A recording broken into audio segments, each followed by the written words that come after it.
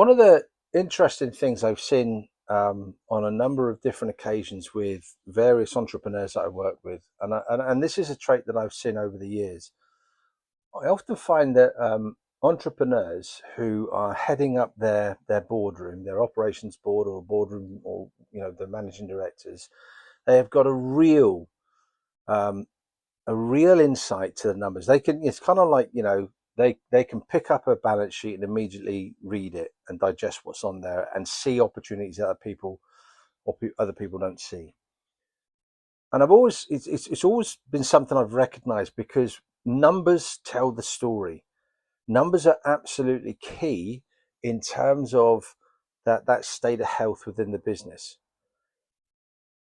The challenge, therefore, is, do you speak that language? Are you comfortable with being able to determine what the numbers are telling you and to make the decisions appropriately in order to, maximize opportunity or counter risk? Data is a boardroom's currency. And if you're somebody that's not comfortable with that right now, then you've got to learn to read it. You've got to learn to understand it and to hear it.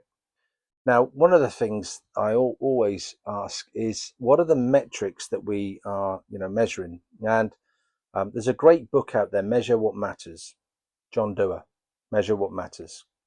And John Dewar talks about OKRs, and OKRs are objectives and key results.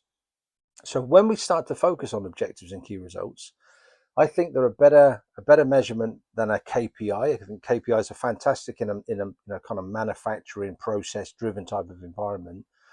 But in a human environment where we have got a board of directors, OKRs are something that can work so much more infinitely better, because we end up looking in terms of, objective. I've got a particular objective that I want to focus on, and then I'll determine what my key results are. My key results are something that empirically can be measured. So again, knowing the numbers. So if they can be empirically measured and they can be evidenced, it means that every time I come back to the boardroom for that meeting and I'm sharing my numbers, if my numbers are going backwards, I know that I'm not hitting my targets. If my numbers are going forward, I know that I'm growing. I know that I'm hitting my targets. I'm doing what I said I would do. So what are the numbers that you measure? Now, obviously, your CFO or your managing or finance director or financial controller is going to be key, because they're going to have a whole set of numbers that they can measure. And again, that you as an individual around the table can measure as well. But the best directors, the best boards, spend the time to digest the numbers. Do you send out a board pack before you sit down and have a meeting? And if you don't, start. Send everybody the data, the numbers they need beforehand. If you've got measurements yourself, send everybody your measurements so people can have a look at it. Because the other interesting point on this one is then goes back to what I talked about, courage over consensus, in one of my previous videos.